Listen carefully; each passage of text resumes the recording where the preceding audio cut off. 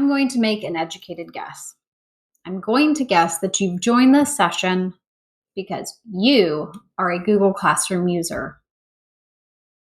I mean, at least I hope that's what you're here for, because this session is all about starting Google Classroom on the right foot. Hi, my name is Sarah Kiefer, and I'm here to share with you not a step-by-step on creating a Google Classroom. We'll talk about that at the end, don't worry. But the big focus of this session is how to set up your Google Classroom in a way that provides you and your students with the best structure and organization. I've been there and I've seen some classrooms where it's a little less than spectacular and students had a hard time finding their way around. Teachers even kind of struggled with the own organization structures that they had put in place. I'm a technology integration specialist in my district, and I work very closely with our teachers and their students, and I've seen it from both sides. I also have 3 daughters. I don't have to remind everyone what we've been through these last however many months you want to count up. I've seen it from a mom's perspective, and I've seen it from a teacher's perspective, and I've seen it from an integration specialist perspective. That's all led me to this mindset around Google Classroom. Be sure to check out the resource, and if you'd like to, make a copy of it, because part of this resource is going to give you the space to do some reflection, because I think that's the only way that we're going to ever really understand how it works best for ourselves and for the students that we're serving. So take a minute, maybe make a copy of the resource, or grab a pencil and paper or pen and paper, whatever your choice is, and be ready to do some pausing and jot down some answers as we go through this. What's going to work for you? Let's jump in and get started. I've set this up to be a choice menu. So you could go straight through from left to right through all of the different rows, or you could pick and choose which one you want to jump to first. Either way works. Take your pick. I'm going to go through in order, but you're going to see that this really cool slides template that came from Slides Mania, if you're not aware of her, she's fantastic, shared this out, and I just adjusted it to make it work for myself. So let's get started. Every Google Classroom must have a purpose. And all of the slides are set up similarly to this. It gives you a little bit of background, something to chew on, something to really think about, and then we'll move to a reflection prompt. So make sure that you don't rush through this, take your time.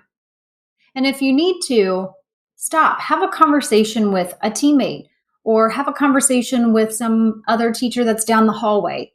Have these conversations. I love having these conversations with my teachers because I can really get a good handle on what are they thinking.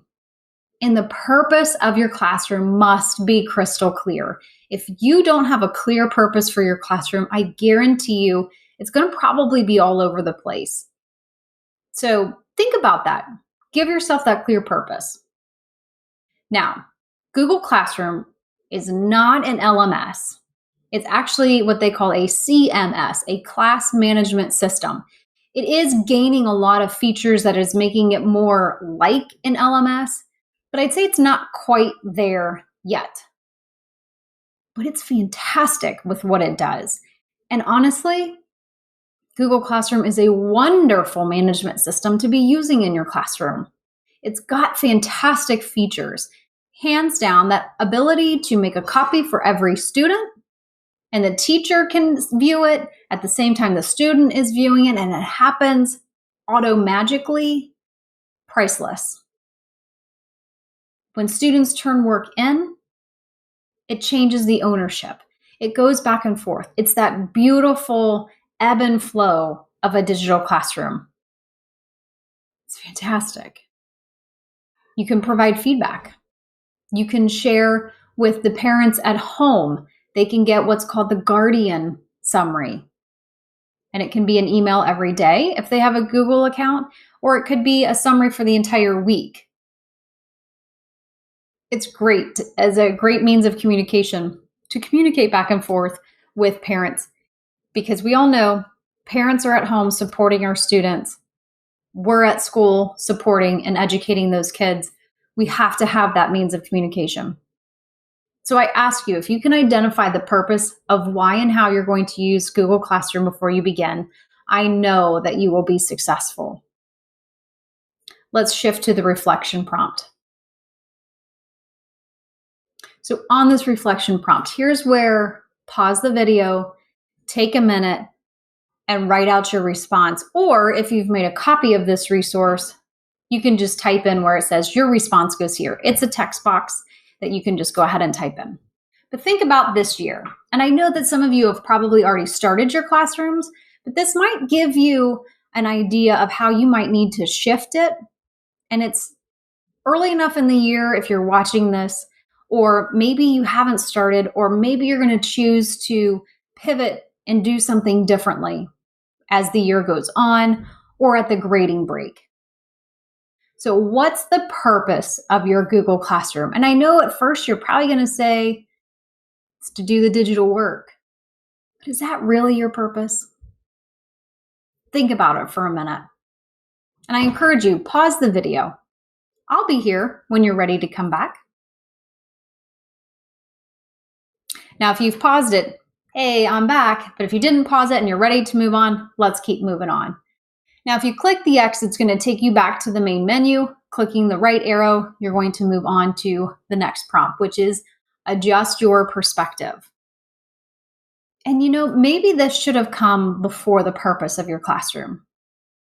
I don't know. It's kind of that back and forth. But when we talk through the perspective, it might end up changing the purpose of your classroom. So don't be afraid of that. Don't be afraid of change. Things can be changed. I always think of the digital world as unlimited erasers. Your markers will never run out of their ink. It's always going to be there for you.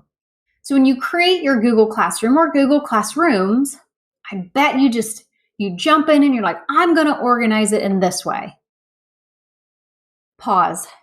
You're organizing it for yourself. I found out very quickly that when teachers organize items in classrooms or in Drive or wherever, they do it from a very, very personal perspective. Now, that's not wrong, but Google Classroom isn't about the teacher. Google Classroom should not be made for the teacher, because the teacher's creating it. The teacher should be able to navigate through it, but it's the students that are being given this. Often teachers are telling students what color of folder to use for their subject, how many notebooks they need to have, how many colored of pens and pencils, and get this quantity of colored pencils and this for crayons, or 3 black Sharpies. We're very specific when we request that stuff, but when it comes to Google Classroom, we just kind of like dump it and we organize it best for ourselves. I beg you to stop doing that. Put yourself in your student's seat. If you have students that see more than one teacher, this can be very overwhelming, because the math teacher is going to organize like this, the language arts teacher is going to organize like this, the science teacher is organizing like this, social studies like that, gym, art, music, special areas, languages, whatever classes that your students are taking. And they're trying to make all of that work in their brains, and they haven't done any work. They're just trying to figure out how this teacher wants it organized or that teacher wants it organized. Stop. Have a conversation team-wide. Have a conversation with your building, or just do it for your own students. Put yourself in their seat. Keep it simple. Keep it straightforward. But think about it from where your students sit. I often tell my teachers when they kind of push back on me on this one, I say, look, we can't be guaranteed that every student's going to be walking through our door every day. It could be for a vacation, a funeral, an illness, a whatever. And if they have the ability at home to continue working and they know what to do, it's going to be a much better situation. So keep that in mind. Shift your perspective to what it looks like for your students. After all, you're creating it. You should know, right? And then the bottom part kind of goes a little bit deeper as far as the organization goes. What are your naming conventions? Do you just slap something down? Stop and think about this for a minute. The best thing that I have seen is from Alice Keeler, and she suggested using a numbering system for your assignments, your materials, your quizzes, the whatever you're putting in your Google Classroom. Use a numbering system. Use the hashtag, the pound sign, the number sign, whatever you refer to it as, with 3 digits. So you'll really never run out of numbers. You could have 999 assignments, which, please don't do that to your students, but you could, right? But number your assignments 001, 011, 105. Number them. It actually doesn't even have to be perfect.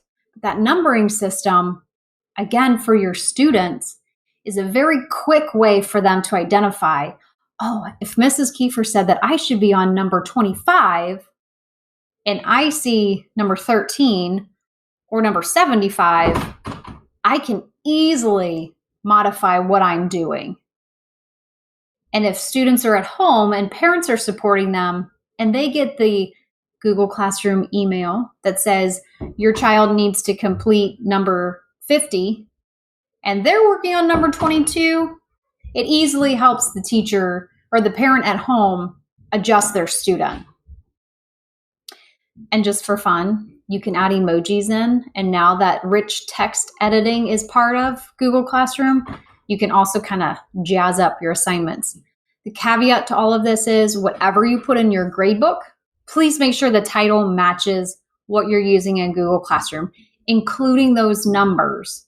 So carry those numbers right over into whatever gradebook it is that you have to use. It helps the parents and the students and yourself make that easy association. Are you ready to reflect? Get your paper and pencil out. How are you going to lay out your classroom this year so it best fits your students? Keep that in mind. It's got to be about the students. Go ahead and pause. Come back when you're ready. All right, are you ready? Let's continue. The next one, divide and conquer. Here's another perspective thing. How many classes are you going to have? The exception to this rule is if your district does an automatic syncing and creating of classes, you may not have a choice in this. And that's okay. Embrace it. Make it work for what you're given, right? But if you have that ultimate control, I want you to really stop and think about how many and why you're making these classes. A big part of this is, again, who are your students? Who are you creating this for? And there's really something that I really want you to stop and hold on to. Your students are the ones using these classrooms. They don't have the benefit of several decades of living and seeing how things are done, college degrees, maybe even education beyond college. They don't have that benefit. They're not old enough. It's not fair for us to assume that they can handle what we want to handle. If you deal with very young students, I do strongly suggest a single classroom, one place for them to go. Chances are you're probably not putting in a ton in Google Classroom because, again, it doesn't fit. It's not pedagogically correct for them to do everything on the computer. They can do a lot on the computer. Don't make that mistake. But there's still, for our youngest students, the true need for them to be working on paper, doing worksheets, tangibly ripping up or cutting or coloring or gluing down. There is value in that. Put in assignments that actually make sense and keep doing on paper what really makes sense. Don't misunderstand what I'm saying here. Kids can do work digitally. 100% they can. It's up to us to use our years of experience, our knowledge, our conversations with other teachers to really find out what is appropriate for them to be doing on their computers and stick to on paper. So keep in mind their age. And another thing, no matter how old they are, have they ever used Google Classroom before? If they've not, don't give them 6 different classrooms to try to figure out. Again, caveat is if your district is automatically syncing them, you may not have that as an option. But then you have the very specific knowledge of my students haven't used it. This is the situation that we're in. I've got to train them how to use Google Classroom. I need them to understand why they have all of these classes. Make sure that they're aware of that. Have that conversation. Usually by 3rd grade, if they've seen Google Classroom before, they probably could handle 2, maybe 3 classes. A little bit older, they probably could handle 1 per content. Don't throw them so much that they're so overwhelmed, they're not sure where they're supposed to go. Because as I talk with teachers of the kindergartners, the 1st graders, even if those 1st graders used Google Classroom last year, if you give them 3 different classes to try to pick from, you've given yourself a 33% chance that they click on the right one. Those little ones are click happy, they're not afraid, and if they just get in there and they do it, they might end up in the wrong area, which ends up taking more time because then you've got to circle them back, or they're frustrated, or they're at home and mom's frustrated, or whomever is supporting them. So really stop and think about their age. The younger they are, probably the fewer classes they should have. And what is their experience with Google Classroom? Those are the 2 biggies when you're deciding, do I have 1 Google Classroom? Do I have multiple Google Classrooms? Again, the caveat is if your district is automatically creating those for you, take the time to train your students, to teach them, to help them understand what these all mean. And by the way, cool trick, they can move them into whatever order. So if they have to have some of these classes that maybe the teachers are choosing not to use, or they're classes that aren't going to be used, move them down. Move them down to the bottom. Put them in the ones that they're going to use at the top.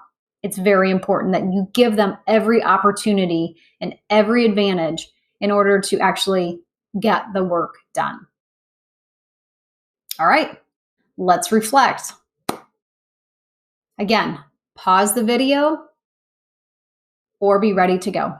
What's going to work best for your students? Remember, this is not about me, the teacher. This is about the students.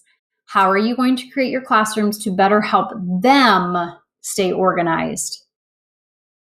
If you give them 6 options to choose from, chances aren't real good, unless they're solid readers, that they're going to get to that point. All right, let's keep going. When and why make a new class? This is a favorite question that I get after how many do I make? When would I make a new class? Why would I make a new class? And I want you to stop and I want you to think. You don't ever have to make a new class. Again, unless your district makes you make a new class. That's always the exception here. But think about this. At the end of every grading period, whether that's a quarter, a trimester, a semester, whatever, maybe you have year-long classes. But at some point, grades have to be finalized for a chunk of time, whatever that length is. Don't you tell your students that it's now the opportunity to start over? We're starting fresh. Everyone has a 100, right? I suggest you do that with Google Classroom. Every new grading period, should also come with it a new classroom. It'll work really well for the students because I know one of the aggravations is students go back and keep working on work that they did 3 weeks ago. I don't want them to continue to turn that into me. At this point, you can't turn that off. Grades. The grades are just going to continue to compound and average and all that. That might serve to frustrate a lot of students. These new grading periods, it's like everything is new again. It's not new if you still have the past 9 weeks still hanging on to you. Archive the previous grading period, create a new one, and guess what you now have the opportunity to do? You can make changes to your organization. Maybe you didn't like how you did it before. You can make changes to your naming conventions, move forward on a better path. Grades will start over. And when you archive it, no one loses work. It's just out of sight. They're just not sitting on your screen. It's not on your student's screen. They're not going to easily be able to access them. You're not going to keep getting that random, I went back and I did work from 3 weeks ago. Let's everyone move forward. And those to-do lists magically are gone. Not magically because you have archived them, but everyone starts over. It's a great opportunity for both you and your students to start fresh. Now, a particular scenario that maybe you don't want to do per new grading period might be if you're at the secondary level. You might choose to make a new classroom with every major unit that you're covering because all of that fits together and you're ready to move on to the next section. So maybe in science, you're studying life science, and then the next unit you're studying physical science. However it works, maybe that is one Google Classroom. And then when you've completed that entire unit, you move on to the next. And it's a new classroom. It's a chance for everybody to start fresh. Now, I know that probably won't equate perfectly with your grades, but maybe it does. So let's get to our reflection. After pondering this, after hearing some of that rationale about starting fresh, will you make new classes this year? Again, if your district automatically creates, you guys know the drill on that. And then why or why not? And I really want you to give this one some thought. Again, not necessarily for you, the teacher, but for your students. Is this the time to give them a little fresh start? All right, let's move on. Next up, how do you actually get the kids in the classroom? Popular question for the little ones. For the older ones, it's not a big deal. You slap the code up on the board, they fill it in, boom, done, awesome. Let's focus on the little ones for a moment, especially now that we're using the Google Classroom with very young students. Our kindergartners have been using Google Classroom. It's just the way the world's been. And you know what? They use it and they can do it. The teachers were totally surprised. I shouldn't say totally surprised, but they were pleasantly surprised at how quickly their kindergartners adapted to this. Now, I really did lay a strong influence on them as to how they were creating their Google Classrooms, as you might imagine. Naming conventions were pretty simple. We did use some emojis to help catch the students' eyes. Because I knew they weren't the strongest of readers yet. They're learning. They're just being introduced to so much of this. So I found ways to make it a whole lot simpler. But the easiest way for these little ones to get connected to a Google Classroom is for the teacher to add them prior to the students coming in.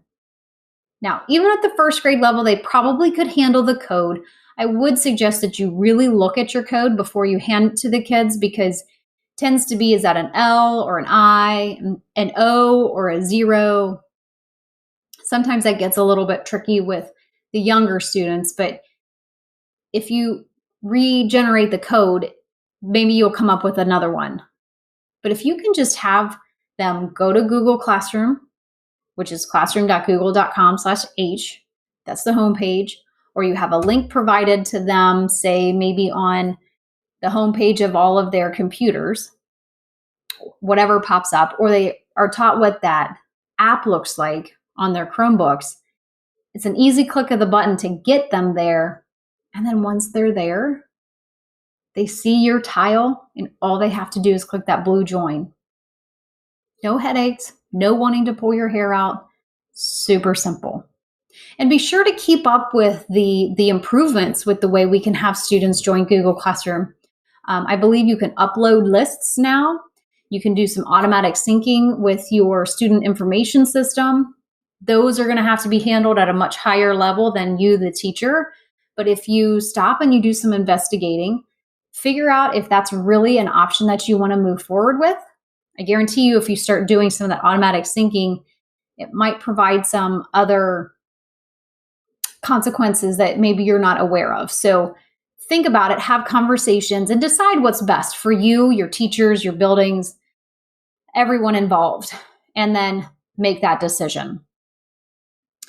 Also, if you're in a remote learning situation, using the join where you are actually typing in the student's email, and then it makes it a whole lot easier on the students that are remote. They're at home, they're not able to be face-to-face. It makes it a lot easier on them instead of trying to send codes back and forth, to go ahead and have them pre-joined and they just click that blue join button.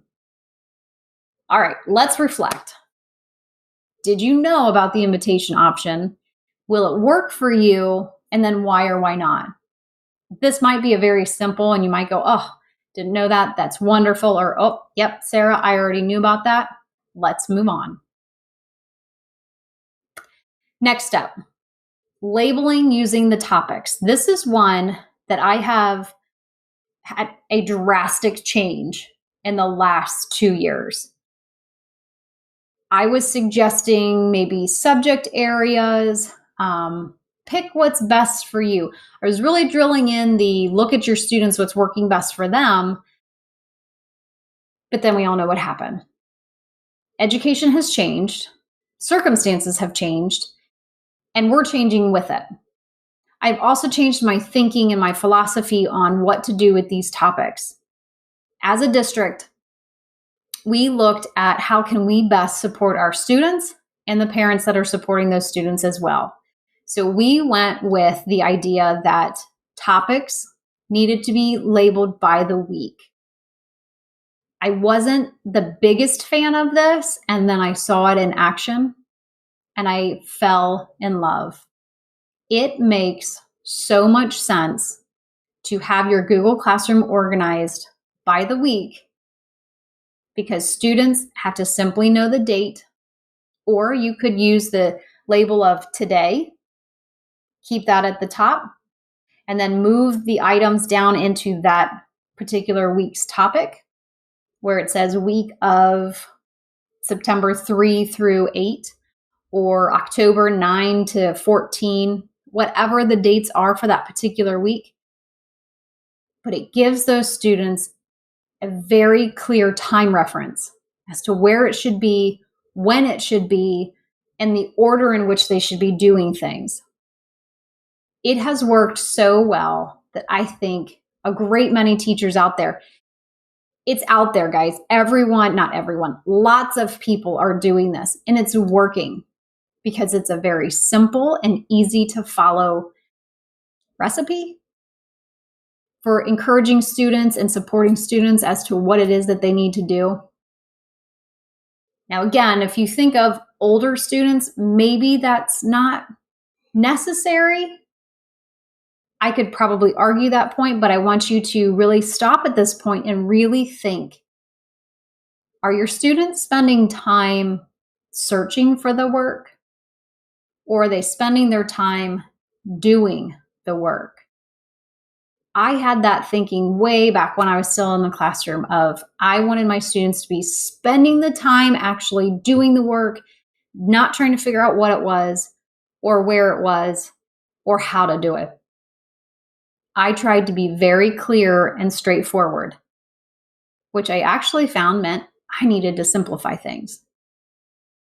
So please give this one a lot of good thought, because again, we can't be guaranteed that every student will walk through our doors every day.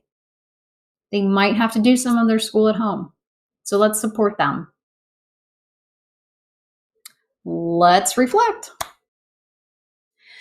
Give some thought to your topics. Again, shift your perspective. This isn't about you, the teacher. This is all about the kids.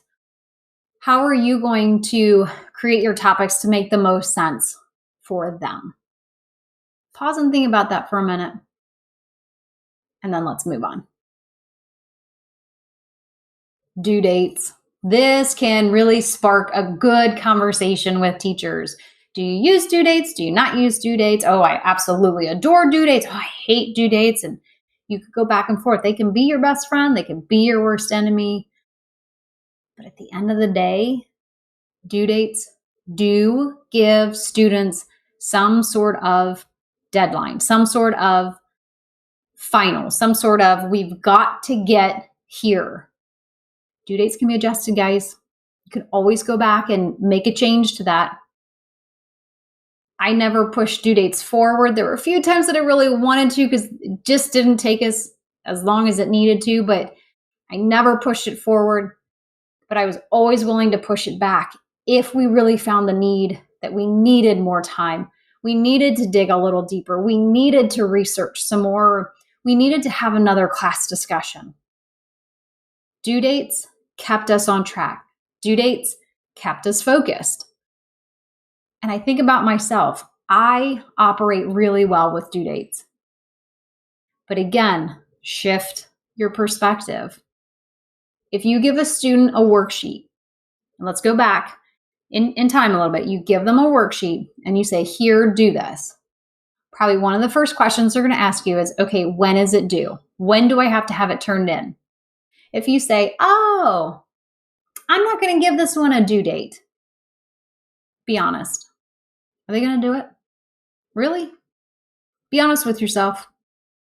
Yes, you'll have a handful of kids that, like me, love school and were eager to do anything and everything that the teacher gave me. But by and large, are your students going to do it if you give them work and you go, no due date?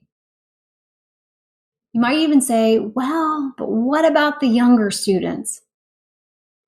And I would say, if we don't teach them when they're young that due dates mean something, who's going to teach them as they get older? Is someone?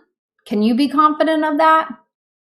And I always stress to myself and to other teachers, if I'm not confident that my students understand or know or have been exposed to or specifically taught something, I tried to do that for them. I wanted to make sure. You got students that move in from other districts. You have students that come from across the country or maybe from another country. You can just never be 100% assured that all of your students know everything it is that you're talking about. Take that time. And again, remember, some students might end up doing school from home. Put due dates on those things. They can be adjusted, and it isn't hard. Going in and adjusting those due dates is probably a really very simple way that you can connect and show that you are adjusting things for your students because they need it or because you feel that it's appropriate. So don't push due dates away as your worst enemy. Use them as your best friend to help you keep that flow of your classroom. Because if a student's at home doing work and a parent looks over their shoulder and says, oh, that's due tomorrow, it might give them that encouragement to get it done. If they look over that same student's shoulder and they see no due date, they might go, oh, my kid's working, my kid's on track, because there's never anything due. So don't put yourself in that situation. Have due dates be your best friend. And yeah, there are some assignments that really don't have due dates. That's why they have a materials post. Materials don't have due dates. Use that for what it is. Use assignments with due dates for what it is. And finally, like I have a note on here, putting a due date on something does throw it onto their class or onto their own to-do list, which again is a real nice and simplified area where they can see all of the work that they need to do. To-do list, get it? Yep, I love it. Let's reflect. Think about it. How do you see yourself using due dates? Maybe after our conversation, your thought process has changed. Maybe it hasn't. Is there a right answer? Only you can decide. All right, you ready for the next one? Co-teachers. This can be another hot button topic, but it does not have to be. Do co-teachers and do it well. This is going to take both people. As I mentioned in here, you can have multiple co-teachers in your classroom. That can be a huge benefit if you stop and think about it. Again, we all have to miss school for one reason or another. If you have a co-teacher, they automatically have access. That can go a long way in helping make sure your students keep up on work. You can also have a real big control worry with co-teachers. And this is where I say you have to have a professional conversation with anyone that you include as a co-teacher in your classroom. Because co-teachers have all of the same rights to edit, add, delete, assign things to this student, all students, several students. They have all of that ability. You need to make sure that you're both, or all three of you, or all five of you are all on the same page. Don't make the mistake of assuming that they knew that was your policy, or assuming that they knew this was how you wanted it to go. Have those conversations with the other adults that you're going to add in as your co-teacher. Make sure you're all on the same page. I promise you that will prevent loads of problems later on. I also think this is a great opportunity for intervention specialists to join your classroom, thereby giving your students still a single place to go for that material, that content, because that intervention specialist can see what that student is or is not assigned, is or is not completing, and they can follow up with or give that student the very specific supports and activities that they need, all while being in the same digital space as all of their classmates. And no one knows any different. Two teachers are always listed. No one knows any different. It's a really good way for everyone working together to support our students to come together in a digital space. All right, big question. Are you willing to share your classroom? Why or why not? Again, I'm going to repeat myself. Classroom is not about you, the teacher. It's always about your students. Put them first. And now look at that question again. Are you willing to share? All right, moving on. Final thoughts. Here we go. We're wrapping it up. Final thoughts. I am often asked, Sarah, what's the best way? And I'm not trying to be flippant and I'm not trying to be evasive, but I've shared my best tips and tricks. I've shared my thoughts through this. And I'll do it again in a heartbeat. But I'm not that classroom teacher. I don't know those students. I don't know your grade level, your content. Okay, 7th and 8th grade social studies, I know your content. I really kind of understand where those kids shouldn't be kind of thing. That was my classroom experience prior to becoming an integration specialist. But by and large, I can't exactly tell you how to best create your classroom. That's why I created this reflection activity. I want you to sit down and put some thought into it. As teachers, we are go, go, go, go, go. Give yourself a little bit of time. 5-10 minutes beyond what you're watching here in this session. Really kind of lay this out for your students. I can't say that enough. This is all for your students. As teachers, that's everything that we do. It's for them. Okay? I can't tell you the perfect way. I don't think there is a perfect way. What works for a kindergarten classroom is not going to work for a fourth grade classroom. What works for them, not going to work in eighth grade. Maybe there are some elements that will be shared. You get into high school, things are probably going to have to change again too, right? The students have changed. Things should change. And also, as our students progress through school, the technology is going to change. The tools are going to change. So we as teachers have to also work with that. What works best for my students?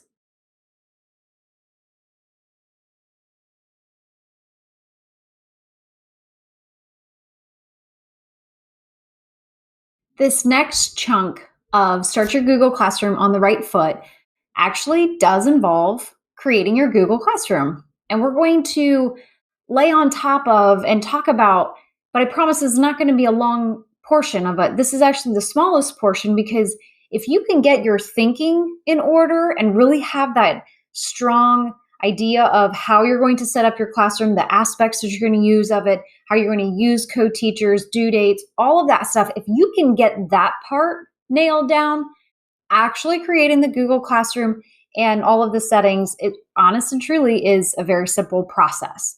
So here we go. Let's jump over to classroom.google.com.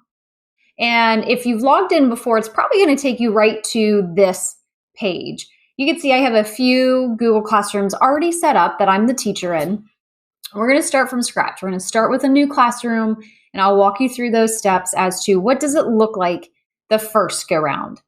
And then keep in mind, you can make copies of any classrooms that you already have. Some teachers choose to create a template classroom that has all of the settings already in play. And just be careful and double check. Do your due diligence. Don't just assume. We know that gets people in trouble. And we're ready to jump in. Here we go. So as the teacher, when you want to create, I always try to give both the teachers I work with as well as students some sort of tangible thought that they can really grab onto and use going forward. So I always think about math class. You're going to make something bigger, add on, create new, like what symbol do you come up with? And typically it's very easy for them to say the plus sign. So I always say, look at your screen. Do you see the plus sign? Why, yes, I do. Go ahead and click on it. As a classroom teacher, you will have two options. As a student, you should only have the one. Keep that in mind. If your students have more than one option here, you need to make sure that this is fixed, because the last thing you want is students to be creating their own Google Classrooms, adding in other students, and then that can kind of get out of control if you don't nail it down immediately. Most school districts will have a Google or a classroom teachers group for teachers to be in, and that is usually the only group of people that are allowed to create Google Classrooms. That's a really good thing. If you're unable to, but you're a classroom teacher, just talk to your Google admin. That should be no problem for them to add it in and add you in very quickly. Here we go. Let's create class. There is only one thing on this whole menu. There's 4 options on this menu. Only one is required, and you can see it's the class name. I highly recommend adding in some sort of emoji, an emoji that attaches very closely, or I should say is associated very closely with whatever subject it is that you're teaching. So I'm going to pull up my emoji keyboard, and I always think of history. Or let's do a building. Let's do a building. So find something that looks kind of historical, or a flag, or if there's like medieval times and you think of knights, pick something that is very easy to associate. Number 1, it just kind of makes it fun, but number 2, it makes it a little bit easier. So you might call it Mrs. Kiefer's history, or you could call it third bell history. Think and keep it very simple. This is where a lot of teachers go wrong. They have these big long names. And if you look at the ones in my background here, you can't see necessarily all of the name of whatever it is that it's titled. You're only going to see like the first about 20 characters. So get in what you need to get in that 20 characters. Also why I suggest an emoji makes it super simple. So I'm just going to call this Mrs. Kiefer's fourth period. Also kind of gives them that chronology of their day. You do not have to put in section or subject or room. Feel free to if you would like to. Click that create button and voila, after a moment, you have a Google Classroom ready to go. Now, just because it's created in its shell doesn't mean that you're really actually ready to dump things. It's not ready for you to do stuff. And the first thing I would suggest that you do is jump up to your settings, click on the settings, and then here's where you can manage pretty much everything about your Google Classroom. And this is very important because, again, you could add in information here. So if going forward, you decide you need to add this stuff in, it's not a bummer because you didn't do it in the first place. You can come back and add this in. Here are your codes and how you can invite students. If you want to just display this, this is really awesome. This broken square is what I call it. Look at that class code. Probably would be okay even for little ones because there's nothing that's super confusing. First graders still might be flipping their P's and their Q's or D's and B's, and that might be one tricky letter, but all in all, that isn't a bad code. You click that, it's nice and big. If you click this broken square one more time, it goes full screen, which is wonderful if you're able to project this. Makes it super easy on yourself. You don't actually have to write it out. It's up on the board. All the kids can see it. And I'm telling you, students as young as first grade, maybe even some kindergartners, probably not by and large, but your first graders should be able to independently type this code in, which is really amazing for you to be able to step back, give them that little bit of ownership, add a little extra time. It's going to take a little extra time for the little ones, but it can be done. And then when you're ready, you could also, if you wanted to, invite them, or you can manage all of this here too. Now, here is where some people might differ in how they think that they should be setting up their classroom. Do you or do you not allow students to post? This one is all about the stream. Can they post? Can they comment? Can they only comment? Can only the teacher? You've got to have this real thought process in mind, whether or not you're going to allow students to post and comment or only comment. The difference being posts they can create originally. So without something already being there, the students can just put something in the stream. If you say they can only comment, that means that they can only respond to something that the teachers put in there. Key difference. And then there's always the third option. Only teachers can do this. Some teachers want to jump right to that. Think about this for a minute. Not necessarily your best bet, but I do totally understand why teachers would choose this. Maybe your district has a policy. Maybe your grade level is going to have a policy. Talk with the other teachers around. Someone has to teach our students at some point in their career how and when it's appropriate to comment in a digital space. If no one ever teaches that, our students are going to go through their lives never being allowed to do that. And then when they create their own accounts on social media, out there in the world, whatever, they've not been exposed to that. And that could get them into hot water. If we do that teaching piece, scaffolding of what it looks like to appropriately comment and respond, chances are they're going to be better equipped at all along the way. But again, that's one you've got to make the best decision for your students, your environment, your culture, your climate. Just wanted to take a brief minute and explain those. That's one I get a lot of questions on. Here is one that I will say all day long, every day, to hide the notifications for the classwork on the stream. So we're talking this second option here. I always suggest hide those notifications. And what this does is every time you post an assignment, a material, a quiz, something in classwork, it automatically pushes it to the stream. That makes your stream very cumbersome, very long, and very awkward. And your students probably will only go to the stream, which is their default, instead of getting into classwork and seeing how it's neatly organized and arranged and all that kind of stuff. So this was huge, especially for the younger students. We don't need to confuse them. The classroom is set up, needs to be set up from the perspective of the students. Keep that in mind. That is the perspective to put in your brain. So if the students go to the stream first, because that's where they're going to go once they click on your classroom tile, it automatically pops them to the stream.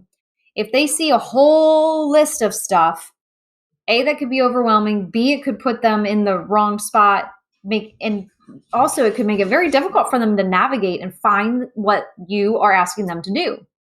So if we hide those notifications, the only thing that shows up on the stream then is when you have conversations with the students digitally. If you allow them to post something, or this is where you're pushing your important information for the class, it's not going to get lost in the weeds, if you will, because that's the only thing they're seeing is these messages. I highly recommend turning the notifications off. Again, there's no right or wrong. You have options. All right, this next one, I don't know why you would want students to see things that you deleted, so leave that one off. Guardian summaries. Again, this is probably one you need to talk with your building, your grade level. Your building or district might tell you that you have to have this on, or that you don't, or that you have the option. This is what would trigger or prevent guardians from being able to see the information that's posted in this particular classroom. It can be a really, really good thing for parents to be able to easily and quickly connect because of this guardian summaries email. As a parent myself, my daughter's classrooms use this. It was really nice to get that email every day and be able to say to one daughter, like, hey, I see that you have a test tomorrow. Are you studying? Do you need help? Or did you get that project done that I see is due in like 3 days? All because I got that email on my phone. Only one teacher has to put in the guardian emails and you're good to go for all of the classrooms. Now, there is a time where you keep this off because maybe parents don't need to see everything for every classroom. And maybe you have gone to a homework Google Classroom. It's been done and it does really well. So then you're only posting the homework information there. Think about it, toss it around, lots of ideas and lots of pros and cons with this. All right, so if you are using Google Meet, here's where you can generate your Google Meet link. You would leave it off if A, you know that you won't be doing Google Meets with your students. Maybe you know that you'll be able to stay in person, or maybe your district has chosen not to use Google Meet, or this is not a classroom that you're going to ever use Google Meet through. That's okay. Keep it turned off, which right here means it's just not visible to the students. You can always come back and turn it on. Easy peasy, click of a button, done. Leave it off if you're not going to need it. It's always better to have fewer things to kind of worry about where they are or what they're doing or what's available if you don't need it. And then the bottom piece is how you set up your grading. Now, remember what I said at the beginning, Google Classroom is not a full-blown LMS. They actually refer to it as a CMS, a classroom management system. So don't mistake this for your official grades. I'm going to assume that everybody has to push them or put them somewhere else. You can do some syncing depending on what your program is, but I'm going to guess that Google Classroom is not the one-stop shop for all of your grades. So pay attention to how this is set up. Some programs, if you're going to push the grades to your grade program, will require certain categories or certain matchings of categories. So here, this is just a very bare bones look at your grading. So this classroom generically says no overall grade, Maybe I want students to see the total points. So if I grade all along by points, you can see how many points they've actually gained. And then the third option on here is my grades are weighted by category. So you have tests, you have quizzes, you have homework, you have projects, however you're making your categories, and it will show the weights by those categories. And then here at the bottom, you can turn off letting students see the overall grade. Maybe you only do some of your grading in Google Classroom. Maybe you do some of your grading through papers and all that kind of stuff. So you don't want to give the misimpression that the grade that's in Google Classroom is the student's full grade. So you might turn off the overall grade, especially, like I said, I'm assuming that everyone is using a different program as their full, true, this is our official grade book. Not a bad idea to turn off the overall grade. Not a bad idea to have it on. So think through these. These are always like, teachers will come to me and we'll have these conversations. And I find more and more that when you have the conversations with someone else, it really makes a lot more sense. It solidifies it in your own brain. Having those conversations and better understanding how and why your classroom is set up, just it goes a long way for today, next week, next month, next year. So have that conversation. Make sure that you're not doing something so completely different for your students that your teacher that also has those kids does something completely different. It's going to confuse the kids. It's also going to confuse their parents. All right, so down at the very, very bottom, you can add grading categories. We all know tests, homework, unit 1, whatever your grading category preferences are. Make sure you save. This is not an automatic. So if you just close out of class settings, it's not going to save anything that we did. Make sure you click that save button. And then here, in all honesty, you are ready to go. I suggest before you open this up to all of your students, obviously you're going to have to come into the Peoples tab and either go ahead and pre-add in your students. You can do that right here by clicking the invite. Start typing in names. If you're inside that domain, it's going to automatically start pulling in some names after you type in a few letters. You could send out an email if your students have access to email. Here, click on this link, join my Google Classroom. Think about those kinds of things. Get that done in advance. And then here's where you would add in your co-teachers, intervention specialists, and any other peripheral teachers that make sense to have in your Google Classroom. And then finally, the last thing before you get really going with your classroom is here is your classwork page. I talked about the mindset of using your topics. I do recommend getting all of your topics in order, whether you're going to go with the suggestion that I gave as to weekly topics, week of September 1 through 5, week of September would that be 8 through 9, 8 through 12, whatever your weeks are. I highly recommend you go ahead and you do that.